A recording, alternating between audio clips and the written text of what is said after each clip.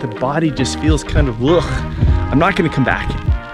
Hey guys, today we're going to explore a very important truth, that slow jogging is not a really good warm-up for slightly faster jogging. We can do way better to make our bodies feel really good when we run. So today we're gonna talk about the 4 things we should put into every single run to make our hips more and shoulders more open, our muscles activated and engaged, our run form better, and also just us feeling better with the run. So we wanna come back and do this thing again, because if I run, every time I run it hurts, and I get side stitches and cramps and breathing is off and just the body just feels kind of, ugh, I'm not gonna come back. And that is the #1 thing we wanna avoid. So let's get into step number 1, and that is going to be adding a better warm-up.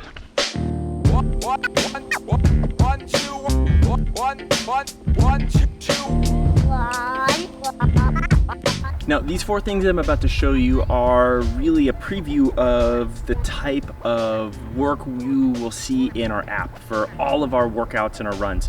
And the first thing, as we talked about, is going to be our warm-up. The reason why we need a better dynamic warm-up is because you're starting running after you probably haven't done anything, whether you were asleep or you were sitting in a chair at work or in the car. Your hips are stiff, your shoulders are stiff, your tissues aren't warm, there's no blood in the tendons, and when you take those first few steps, it feels stiff, it hurts, it just doesn't feel that great. So we want to do a few things to help ourselves out.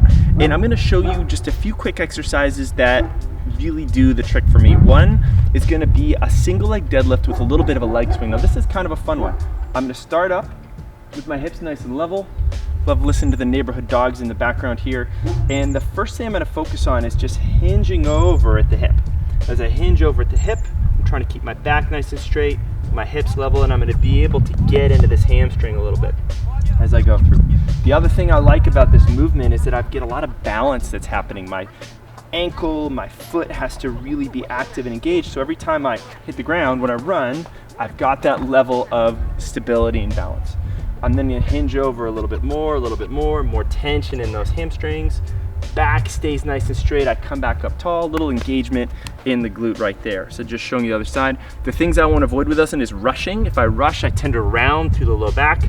And the other thing that happens is I tend to lose balance and I get on the edge of my foot, which is no good. So I want to be nice and even through here.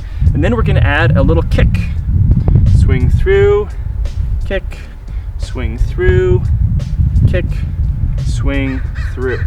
And this is a nice way to add a little bit of dynamic movement, stretch out these hamstrings, showing you from the side, kick, swing, kick, swing. I like to do about 10 per side, and then we're gonna get into our next thing, which is gonna be a little flow for our hips.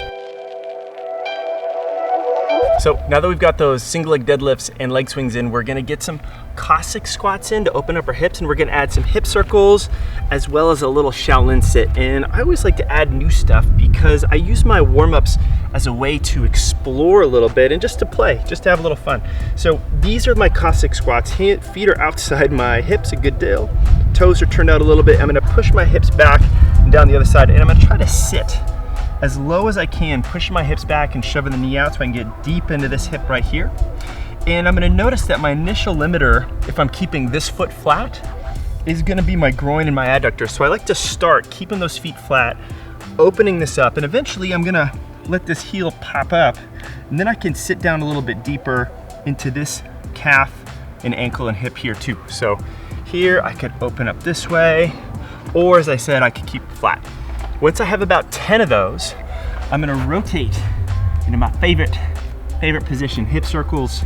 These are such a great way to open up our hips and hamstrings here, extend the hip right here. It's a nice reminder that this is, hey, half of my squat. And finally, the fun new thing I'm gonna add that I've just been playing with recently is a Shaolin sit. So I'm just gonna rotate this way. And this is just a nice stretch for my hip, my TFL, maybe even into my obliques a little bit, adding a little side bend, which is kind of nice. And then I'll come back here and I'll just kind of flow in and out. For this one, anytime I'm doing any shoulder stability stuff, it's good to remember, I don't want to sink through the shoulder. I want to really press away, get that shoulder blade back and down. Once I've got 10 of those, I'm gonna go back to my 10 Cossack squats, 10 hip circles the other side, and 10 Shaolin sits sitting in and out. Once I've gotten those done, My hips are open, my shoulders are primed. I'm ready for my run and for my next important step.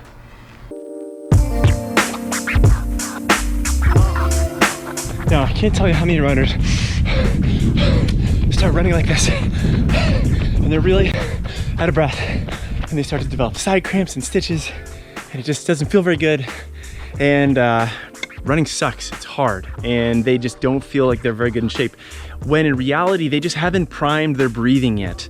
You're breathing in and out through your mouth, which means that you're breathing really shallow into your chest and your shoulders. It puts you into that immediate fight or flight response. There's some other interesting things when I'm only breathing through my mouth and only chest breathing is that I don't get to really fully take those fuller breaths to fully oxygenate my blood. I'm not stabilizing my posture and my hips because I'm not fully using my diaphragm. And I am probably running too fast and because I'm in this panic state and I gotta run. So all of these things can be fixed just by improving our breath a little bit.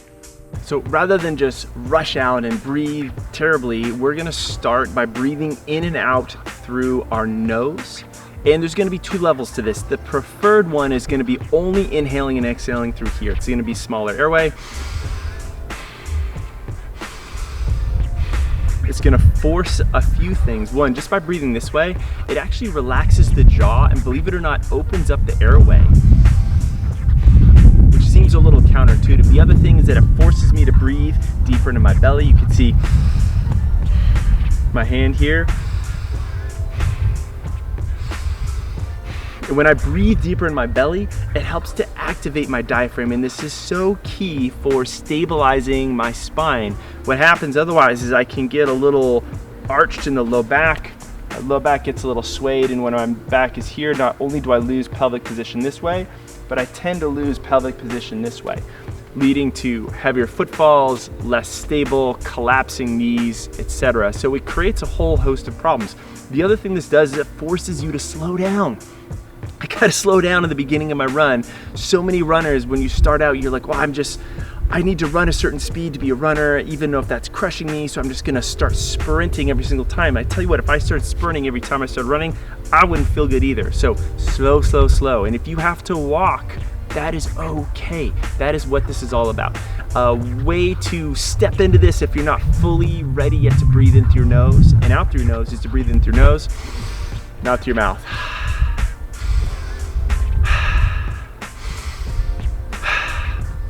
Focus on this for at least the next 5 minutes, and then you can go back to regular breathing because you've set a really good movement pattern for the rest of your run.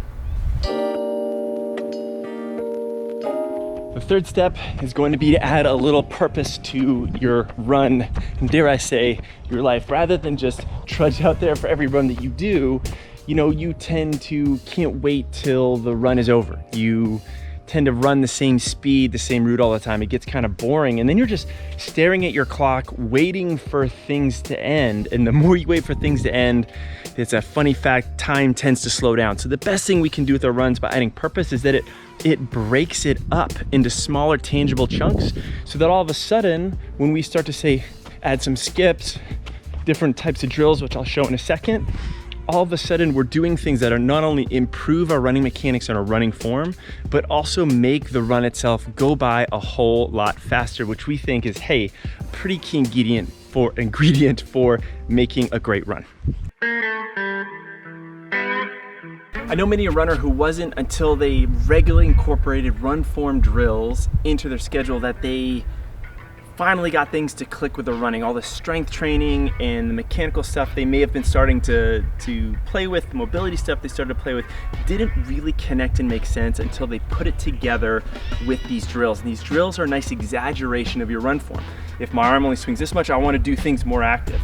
If my knee only comes up so high, I want to do drills that pull my knee up faster and higher than I need to, because that gets that brain-body connection that cements all that range of motion I was working on with my squat and starts to put it into action with my run.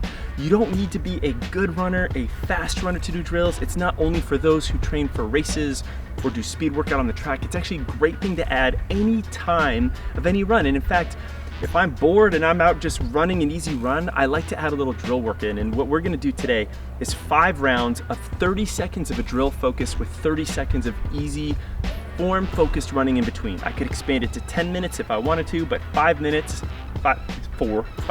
is a great place to start. First thing we're gonna do is just some high knees. Now, I like to start small.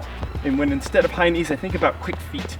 So rather than slow, heavy feet, which is where I might be when I start running, nice and quick. As I'm nice and quick, I have to be tall, my shoulders have to be relaxed, and I need to start pulling those knees up with those hip flexors. And slowly, over that 30 seconds, I want to try to pull those knees up higher, higher, higher, at least to that 90-degree angle, but whew, I don't have to start that way. Next thing we're gonna work, I'll face this way so you can see, is butt kick. Same thing, slow pulls out the back. This is a great way if this is kind of the front half of my leg swing, this is the back half. I get the hamstrings firing a little bit more. As soon as that foot's on the ground, it's coming off. A little higher, a little higher, a little higher. Heels up there all the way. This has the added benefit of opening up my quads a little bit too. And then another one we can add in is a skip. And we're just gonna add a regular skip here, kicking up like this. Again, start small, and then I'll go towards you, and then slowly I can start to get taller as I go. That's a great one for triple extension. Every time I skip, I'm extending through the hip, knee, and ankle, that hip, knee, and ankle, which is why we call it that triple extension. 5 rounds, 30 seconds of a drill, 30 seconds of regular running. If you want, you could rotate through those 3 drills, or you could just focus on one on any given run. So you're warming up, you're breathing really well, and you've added some focus to your runs. You're starting to feel really, really good in the workout itself. Now's the time to think about not just the end of this run, but what's gonna happen to me the rest of the day and for next run. And if you're that person who finishes your run and immediately dives into your chair or the couch or just kind of hangs around talking to friends, drinking coffee and doing nothing, you're missing out on an opportunity. That opportunity is to kickstart your recovery with some mobility work. After your body's really warm and your tissues are really open and there's a ton of blood flow in there, it's the perfect time to do some deeper stretches and holds. And one of the things we're gonna work on is a deep squat. You can do it anywhere, and it's super easy to do. So, as I mentioned, I finished my run. I get my feet in about a shoulder width stance. Toes can be turned out just a little bit. I'm gonna first stand up tall, squeezing my belly and my butt, and then I'm just gonna sink by pushing my hips back, letting my knees travel out. I'm gonna go as low as I can and hopefully be able to get all the way down into this bottom of the squat. Now, a lot of us may not have this range of motion yet, and you wanna know what? That's 100% okay, because we sit in chairs all day where our hips don't go any deeper than this. So this position is challenging, but that's why we want to do it. We all had this range of motion when we were kids. So a huge portion of being an athlete and moving better is reclaiming that range of motion, because when I lack mobility and range, my body has to make compromises in my running, both from a performance standpoint, and it opens me up to mechanical faults, which can lead to injuries. Now, for example, if I can't sit in the bottom of the squat like this, and let's say my ankles are stiff, what's going to happen is my ankles are going to start to turn out. And they turn out, they're gonna start to collapse in. And if I'm this person who has their feet turned out all the time when I run and walk around, I'm more likely to step this way and start to see excessive collapse. Now just look at this weird shearing force on my knee, the collapse of my ankle and my Achilles and my foot. This could be a whole series of injuries. So just by gradually, slowly improving my range, say in a squat, at the end of a run, I can start to chip away, because it's not just the one grand gesture. It's not like, oh, if I just get a massage every couple months, I'm good. It's the daily work, 5, 10, 15 minutes a day. That's the work you do to earn your miles, we like to say. So if this is too hard of a position, I've got some options. I can find a pole or something like that for a little assistance. I've just got this band, it's a little helpful. So I could sit back as low as I can, keeping this back nice and straight. And if I feel like my hips are a little stiff, I'm just gonna hold here. That's totally fine. Eventually I can get down a little lower, a little lower, a little lower. Now let's say my hips aren't an issue, it's just my ankles. Well, this way I can use this pole to lean back, get my feet straighter, and then bring myself forward, closing this ankle down to see where this becomes a problem. If I want a bonus, what I could actually do is shift to one side, kick one leg out. Now all of a sudden I'm doing a little single leg pistol squat, closing down this hip and ankle a little bit more, shifting over to the other side. And then if I feel really good, I can just let go of that assistance and spend some time here. But way better than finishing, way better to finish doing some of those things at the end of your run, to just sneak a little mobility work in, as opposed to just immediately rushing off to your car, getting into your house, saying you'll stretch later, when very often you rarely do. Now, as I said, a lot of this work here is a preview of the type of thinking we put into all of our runs and all of our workouts at the Run Experience. And you can access that for free by downloading the Run Experience app from the description of this video. There's a link right there. We do have a ton of free workouts in there you can try. And then when you're ready, we have an incredible premium membership that gives you access to a whole slew of race programs, training challenges, perfect if you're a beginner runner and you just want to improve your run form and get strong enough and just get fit for the first time. You have all that. And then you've got this great access to coaches, to me. You can talk directly to me, Holly, and Coach Morgan and get their take on specific things to make you that better runner. And all you need to do is click the link in the description of this video to get in there. So enjoy these 4 tips. We think these are the 4 key ingredients of every single run. Start adding them in. Do it for 30 days and let us know how you start to feel just by adding a comment down below this video. Otherwise, guys, I'm gonna keep filming and keep running. I'll see you in the next video.